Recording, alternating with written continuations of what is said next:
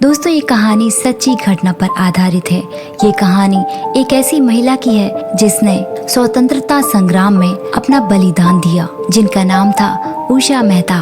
कहानी की शुरुआत सन 1930 में सूरत से होती है, जहाँ पर टीचर कुछ बच्चों को पढ़ा रहे थे। उन्हीं बच्चों के बीच एक उषा नाम की लड़की भी बैठी हुई थी। उषा की उम्र इस वक्त 10 साल है। टीचर बच्चों को नमक आंदोलन के बारे में समझा रहे थे और उषा का इन सब में बहुत मन लगता था।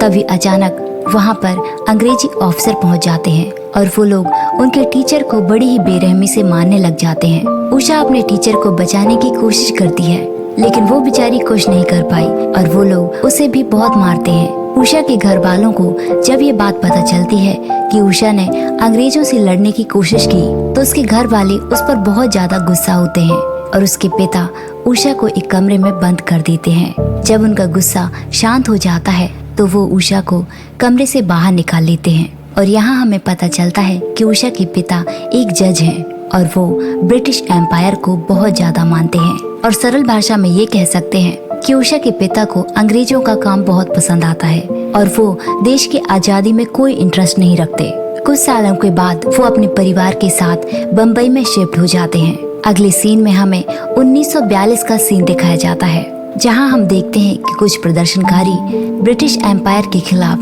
प्रदर्शन कर रहे हैं और नारे लगा रहे हैं और वहां पर उषा भी अपने दोस्तों के साथ मौजूद थी। तभी वहां पर अंग्रेज ऑफिसर आ जाते हैं और उन लोगों को मार मार के वहां से भगाने की कोशिश करते हैं। अगले सीन में हम देखते हैं कि उषा अपने दोस्तों के साथ बलबीर सिंह नाम के आदमी से मिलती है और वो भी अपने देश की आजादी के लिए लड़ाई लड़ रहे हैं। वहाँ से उषा अपने घर जाती है और वो देखती है कि उसके पिता अभी भी चर्चिल के भाषण की तारीफ कर रहे हैं। उसके पिता अपने पूरे परिवार को बाहर लेकर जाते हैं और उन्हें एक सरप्राइज देते हैं। दरअसल वो सरप्राइज एक कार थी और उस कार में ब्रिटिश एम्पायर का झंडा लगा हुआ था। ये देखकर उषा अपने पिता से कहती है कि चर्चिल की कार आपको मुबारक, और इतना कहकर वो गुस्से में वहाँ से चली जाती है। वहाँ से उषा अपने दोस्त कौशिक के साथ बलबीर सिंह के पास जाती है। अब उषा के सारे दोस्त कांग्रेस पार्टी को ज्वाइन कर लिए थे। वो लोग सब इकट्ठे होकर बस आजादी की ही बातें किया करते थे, लेकिन उषा के घर वालों को इस बात की जरा सी भी भनक नहीं थी। उन्हें नहीं पता था कि उनकी बेटी क्या करती है।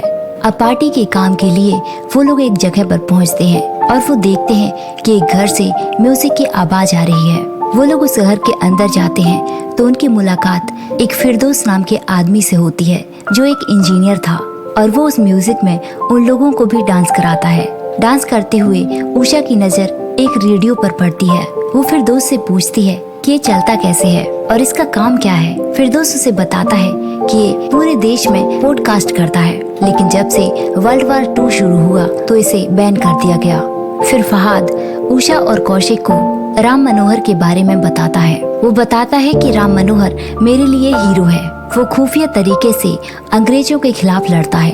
उषा जब घर जाती है तो उसके पिता को उषा पर शक हो गया था और वो कहने लग जाते हैं कि तुम अंग्रेजों के खिलाफ कुछ काम कर रही हो। उषा इस पर कहती है कि मैं ऐसा कोई काम नहीं कर रही हूँ। फिर उषा के पिता उषा को अपनी कसम देते हैं और कहते हैं तुम कभी भी कांग्रेस पार्टी ज्वाइन नहीं करोगी। उषा भी अपने पिता की कसम खा लेती है, लेकिन उसने कांग्रेस पार्टी तो पहले से ही ज्वाइन की हुई थी, इसलिए वो अपने कमरे में आकर बहुत रोती है। कुछ दिन के बाद उषा महात्मा गांधी की स्पीच सुनती है और वो वहाँ स्पीच सुनकर ब्रह्मचर्य अपनाने को तैयार हो जाती है, लेकिन कौशिक इस बात के लिए तैयार नहीं होता। इस पर उन दोनों में कहासुनी हो जाती है और अगले सीन में हमें दिखाया जाता है कि महात्मा गांधी को अरेस्ट कर लिया गया है और उसके बाद लोगों में बहुत ज्यादा प्रदर्शन होने लगा था। कांग्रेस पूरी तरह बंद हो चुकी थी और सारे आंदोलनकारियों को जेल में बंद कर दिया गया था। फिर उषा अपने साथियों से कहती है कि हम 1857 की लड़ाई इसलिए हारे थे क्योंकि हमारे पास कम्युनिकेशन नहीं था और अब हमें इसके लिए रेडियो का सहारा लेना होगा। वहाँ से वो लोग फिरदौस के पास जाते हैं। उषा उस रेडियो की मांग करती है। इस पर फिरदौस कहता है कि यदि तुम्हें ये रेडियो चाहिए तो तुम्हें 4000 रुपए देने पड़ेंगे। उस वक्त 4000 रुपए बहुत होते थे। इसके बाद उषा अपने दोस्तों के साथ पैसे जोड़ने में लग जाती है। लेकिन सारे पैसे इकट्ठे करने के बाद भी उनके पास सिर्फ 500 रुपए ही थे। लेकिन अचानक उषा के पास उसकी दादी आती है और उसके हाथों में सोना था। वो उषा से कहती है कि इसे बेचकर आराम से तुम्हारे 4000 रुपए आ जाएंगे। और वो उषा से कहती है कि मैं भी अपने देश को आजाद होते देखना चाहती हूँ। यहाँ पर फिरदौस के घर एक नौकर था और उसने पुलिस को सारी खबर दे दी थी और वो पुलिस अंग्रेजों के लिए काम करती थी। उषा अपने दोस्तों के साथ पॉडकास्ट को शिफ्ट करने लग गई थी और वो पुलिस वाला उन सबको ये सब करते देख रहा था। अब उन लोगों के पास बहुत सारे कैसेट थे जिस पर स्वतंत्रता सेनानियों की स्पीच थी और वो इसको लोगों तक पहुंचाना चाहते थे। फिर रात को 8:30 बजे ये पॉडकास्ट शुरू किया जाता है। उषा पॉडकास्ट की शुरुआत राष्ट्रगीत वंदे मातरम से करती है और सबके रेडियो में ये पॉडकास्ट सुनने लगा था। तभी अचानक अंग्रेजों को इस बात की खबर लग जाती है कि कोई रेडियो फ्रीक्वेंसी है जो बैन होने के बाद भी चल रही है। अंग्रेज इस पॉडकास्ट को जल्द से जल्द बंद कराने का ऑर्डर दे देते हैं। अब इस पॉडकास्ट को रेडियो पर सब लोग सुनने लग जाते हैं। उनकी आवाज लोगों तक पहुंचने लगी थी। एक रात को उषा पॉडकास्ट करके अपने घर पहुंचती है। तभी उसके पिता उससे पूछते हैं कि आखिर तुम इतनी रात को गई कहाँ थी। वो अपने पिता को बताती है कि वो चिट्टी सर की एक क्लास ज्वाइन की है। वो अपने पिता से झूठ बोल देती है। अब पॉडकास्ट का अखबार में भी इश्तिहार दे दिया गया था। उनकी आवाज धीरे धीरे करके सभी लोगों तक पहुंच रही थी। अगले सीन में हम राम मनोहर को देखते हैं जो अंग्रेजों के खिलाफ एक खुफिया तरीके से लड़ते हैं। जब उन्हें इस पॉडकास्ट के बारे में पता चलता है तो वो कहते हैं कि एक बहुत अच्छा काम है, इन लोगों को हमें अपने साथ शामिल कर लेना चाहिए। अंग्रेजों को अभी पता चल गया था कि ये पॉडकास्ट का प्रसारण बम्बई से हो रहा है। यहाँ जब रात को उषा अपने घर पहुँचती है तो वो अपने पिता के साथ चिट्टी सर को देखती है जो लॉ के टीचर थे। और उषा के पिता को अब पता चल गया था कि उषा झूठ बोल रही है और फिर वो उनको सब कुछ सच सच बता देती है। वो बताती है कि वो कांग्रेस पार्टी के लिए काम करती है और उसने आपकी झूठी कसम खाई थी। इस पर उसके पिता बहुत ज्यादा गुस्से में आ जाते हैं और वो उषा को एक कमरे में बंद कर देते हैं। अगली सुबह जब उसके पिता कमरे में जाते हैं तो उषा वहाँ से गायब थी। दरअसल वो खिड़की तोड़कर वहाँ से भाग चुकी थी और वो अपने पिता के लिए एक चिट्ठी छोड़ कर गई थी। उस चिट्ठी में लिखा था कि वो आपसे बहुत प्यार करती है, लेकिन वो आपसे भी ज्यादा अपने देश से प्यार करती है और वो प्यार मेरे लिए बेड़ियों का काम कर रहा है, इसलिए वो इस घर को छोड़कर जा रही है। यहाँ से उषा अपने साथी कौशिक और फहाद के साथ राम मनोहर लोहिया के पास जाते हैं। राम मनोहर उषा को देखकर बहुत खुश होते हैं। वो बताते हैं कि हमारी आवाज पॉडकास्ट के जरिए विभिन्न जगहों पर पहुंच चुकी है, लेकिन हमें ये आवाज देश के कोने कोने तक पहुंचानी है। अभी तक अंग्रेजों को ये नहीं पता चल पाया था कि पॉडकास्ट कहाँ से हो रहा है। इसके लिए वो एक अंग्रेजी ऑफिसर को हायर करते हैं। वो अंग्रेजी ऑफिसर अपना दिमाग चलाता है और वो सोचता है कि इस काम को यदि कोई कर सकता है तो सिर्फ एक इंजीनियर, और उसे इसके बाद फिरदौस इंजीनियर के बारे में पता चल जाता है। यहाँ हम एक पुलिस ऑफिसर को देखते हैं जो बलवीर सिंह के पास जाता है और वो कहता है कि आपका रेडियो पॉडकास्ट खतरे में है।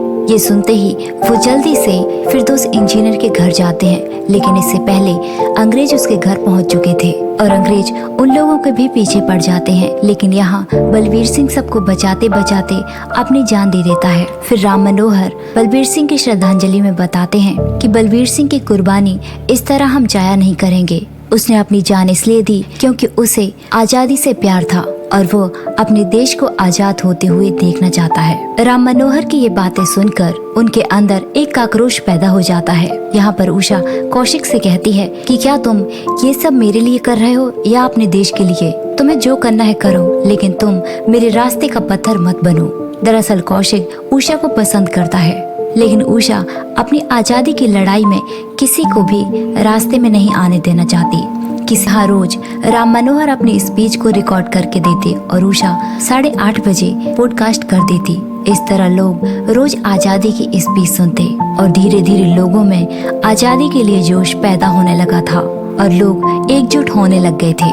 यहाँ पर उसी अंग्रेजी ऑफिसर ने एक ऐसी बैन मंगवाई जो रेडियो सिग्नल ट्रेस करने का काम करती है और इसके बारे में राम मनोहर उनके साथियों को एक खबरी के द्वारा पता चल चुका था, लेकिन इसके बाद भी वो रेडियो की पॉडकास्टिंग करते रहते हैं। जैसे जैसे वो वैन पॉडकास्ट की बिल्डिंग के पास आती तो एक कामत नाम का आदमी उषा को खबर कर देता और जैसे ही उषा के पास ये सिग्नल पहुंचता तो वो इस प्रसारण को उसी समय बंद कर देती थी।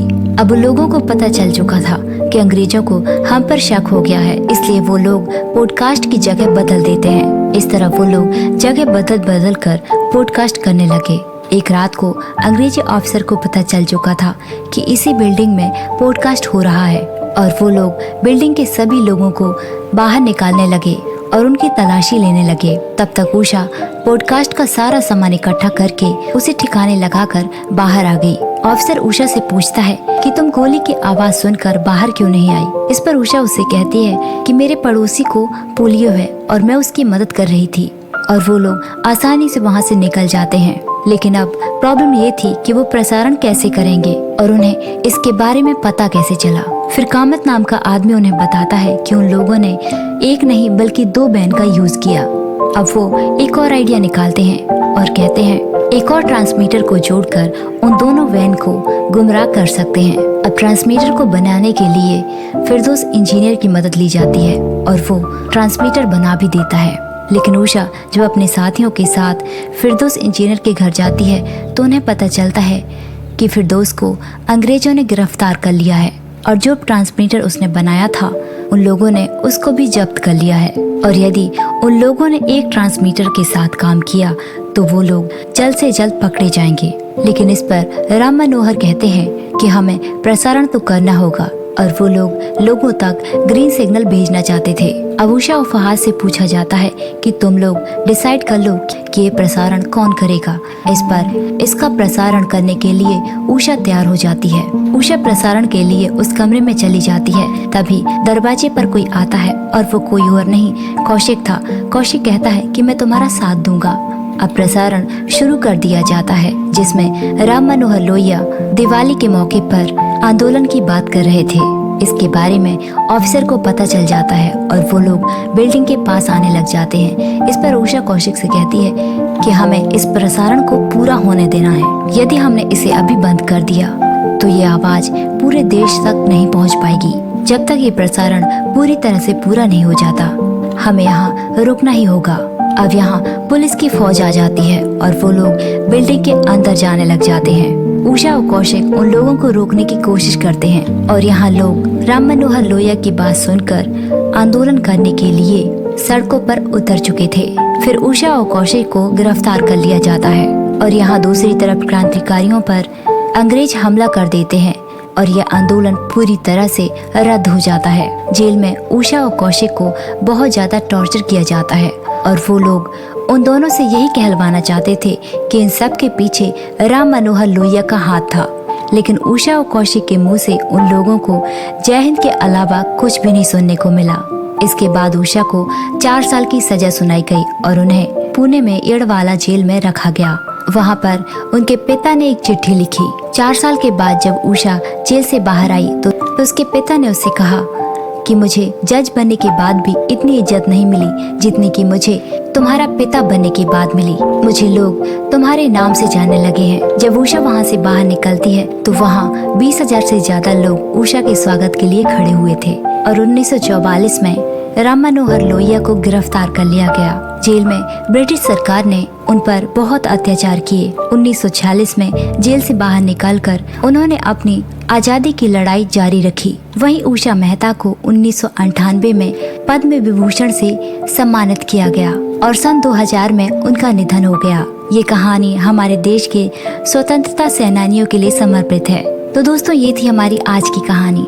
हमारी कहानी आपको कैसी लगी कमेंट करके जरूर बताइए और ऐसी ही कहानियों के लिए हमारे चैनल को सब्सक्राइब कीजिए। Thanks for watching.